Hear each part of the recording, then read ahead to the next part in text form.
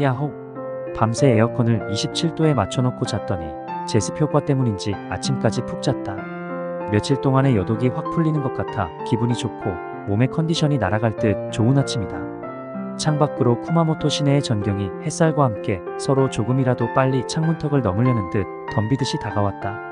오늘은 오전 일정이 그리 바쁘지 않다고 하여 느긋하게 담배 한 대 피워물고 일정에 대해 정리해봤다. 담배 연기를 뿜어내면 행여 내가 눈치라도 챌까 싶어 천장 환풍기가 조용하게 그 연기를 빨아들여 언제 담배 연기를 뿜었냐는 듯이 사라져버리는 것이다. 그러고 보니 우리나라에서는 언제부턴가 국가 차원에서 금연 캠페인을 벌였고 그로 인하여 흡연자들은 죄인 취급받으며 분명 흡연자들의 권리가 있음에도 불구하고 당당하지 못한 게 당연시 취급되고 있다. 그러나 이곳에서는 담배 때문에 불편해 본 적은 없다. 간간히 갓시간 우리 일행 중 여자분들이 담배에 대해 몇 마디 하는 것을 제외하고는 말이다. 거의 금연이라는 문구를 본 적이 없다는 것은 무엇을 의미하는 것일까? 며칠 동안의 경험으로 보아 일본에서는 흡연자와 비흡연자 두 분류의 권리를 모두 존중해주는 듯하다. 건물의 환기 시스템을 잘 설치해서 담배 연기를 내뿜는 순간 쥐도 새도 모르게 삼켜버리니 피우고자 하는 흡연자의 욕구와 연기를 맡기 싫어하는 비흡연자의 두 욕구를 모두 충족을 시켜준다는 것이 나로서는 부러운 현실이 아닐 수 없다. 금연 폐차를 한두 군데서 보긴 했으나 그 폐찰 밑에는 어김없이 재떨이가 준비되어 있었다. 잠시 빠진 삼천포에서 다시 돌아와 불이 나게 세안하고 짐을 챙기는 등 출발 준비하느라 분주하게 움직였더니 출발 시간까지 30여 분이나 남았다. 혼자 카메라를 둘러매고 호텔 앞 거리로 무작정 나섰다. 나중에 남는 것은 사진뿐이라 생각 끝에 몇 컷 찍다 보니 돌아다닌 골목길이 너무 조용하다 싶어 시간을 봤더니 8시가 넘지 않은 시간이다. 일본의 평균 출근 시간은 우리보다 30분 빠른 8시 30분이란다. 그러면 이 시간 정도면 주택가 골목길은 어수선할 텐데 개미 새끼 한 마리 보이지 않는다. 간간히 지나가는 자동차만이 사람이 살고 있는 주택가임을 상기시켜 줄 뿐이다. 그러고 보니 지난 며칠 동안 관광지, 학교를 제외한 그 어떤 장소에서도 붐비는 모습을 본 적이 없다. 아니 거의 사람을 보지 못했다. 심지어는 백화점에서조차 말이다. 자동차를 몰고 다니는 사람 이외에는 거의 사람을 못 본 것 같다.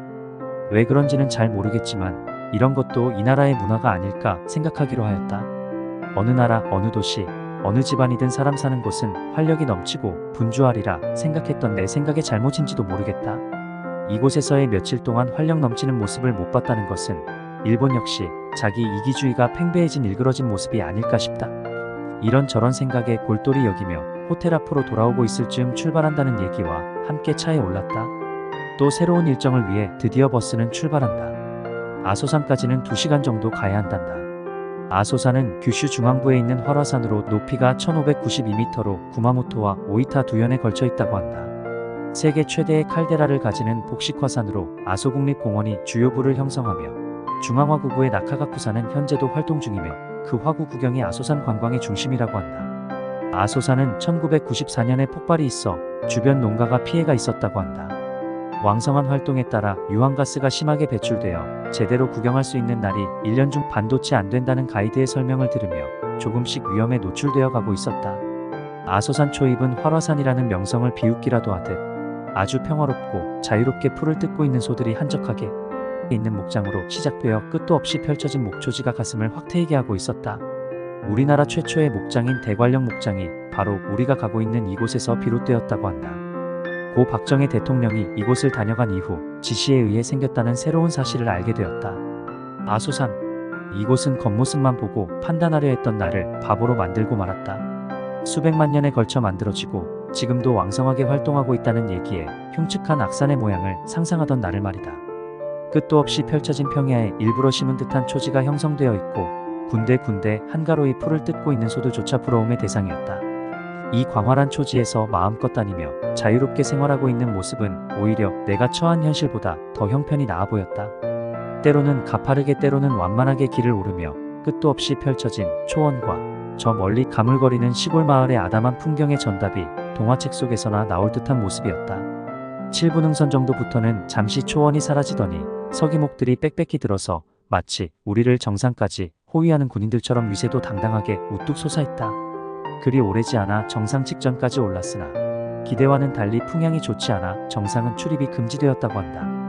행여 풍향이 바뀌면 올라갈 수도 있다는 설명에 마냥 기다리기로 했다. 주차장에서 중앙화구 쪽으로 사진도 찍고 까마득하게 펼쳐진 우리가 힘겹게 올라왔던 길을 돌아보기도 하면서 기회를 엿보고 있었다. 몇몇은 기념품점을 들러 구경도 하기도 하였지만 그리 썩 좋아 보이는 기념품은 없었다. 이곳에서 우리는 네덜란드인 가족 관광객과 세 번째 만나게 되었다. 지나온 며칠 동안의 일정 중 관광지 여러 곳에서 만난 적이 있었던 가족이라 서로가 신기하기도 하고 반가워하며 몇 마디 대화도 나눴다. 여행 코스가 비슷하여 계속 만났다는 것이다.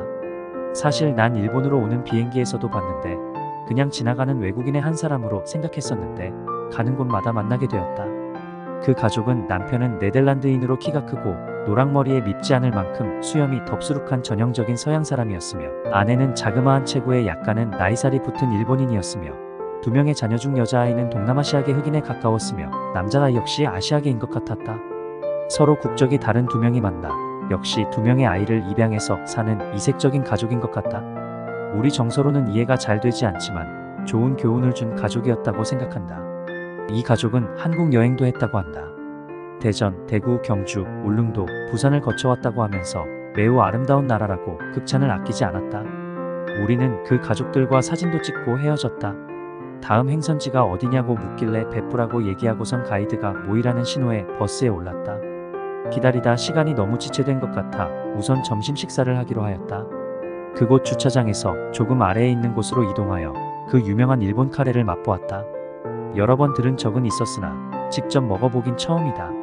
소문에는 대단하다고 들었는데 우리의 그것과 별반 다르다고 느끼지 못했는데 다른 일행분들은 무척 맛있다고 한다. 식사를 빨리 마친 난 또 혼자 밖으로 나왔다. 식당 앞은 한라산 백록담과 같은 역시 분화구였다. 지금은 물로 가득 차 있고 그 옆으로 깨끗하게 정돈된 이름 모를 풀들이 자리하고 있었다. 바쁘게 셔터를 누르고 있는 사이 식사를 마친 일행들이 하나둘 나와 버스에 오르기 시작했고 가이드가 빨리 버스에 오르라는 말에 지금 가면 정상으로 올라갈 수 있다고 한다. 우리가 식사하는 그 와중에도 가이드는 계속해서 출입을 통제하는 곳에 전화를 했던 모양이다. 통제소를 지나면서부터는 아스팔트가 아닌 시멘트로 포장된 아주 좁은 길이 오솔길처럼 돌산 한가운데를 가로질러 정상으로 올랐다. 버스나 차량이 없는 사람들을 위해 통제소에 케이블카가 준비되어 있다고 한다. 드디어 정상에 올랐다. 세상에 이럴 수가. 이런 곳이 있었다니. 너무나 기가 막혀 말이 나오지 않는다. 산 정상의 대부분은 화산 폭발 때 날아가 버리고 없었으며 움푹 패인 분화구에서 연신 뿜어져 나오는 유황가스 때문에 숨쉬기가 조금은 불편했지만 참을만 했다. 보이지는 않았지만 분화구 저 아래에는 7군데의 가스가 배출되는 곳이 있다고 한다. 조금 시간이 흐른 뒤에는 바람의 방향이 바뀐 탓인지 참기가 점점 어려워져 손수건으로 얼굴을 가리고 있었지만 말이다. 다들 생전 처음 보는 보습에 넋을 빼고 둘러보았다. 금방이라도 폭발하면 어쩌나 하는 생각이 들더니 곧바로 두려워지기 시작했다. 너도 나도 서둘러 이 좋은 광경을 놓칠세라 사진을 찍어대고는 점점 우리 쪽으로 방향을 바꾸고 짙어지는 유황가스의 색깔과 냄새 때문에 위험을 감수했는지 너도 나도 손살같이 내려와 버렸다.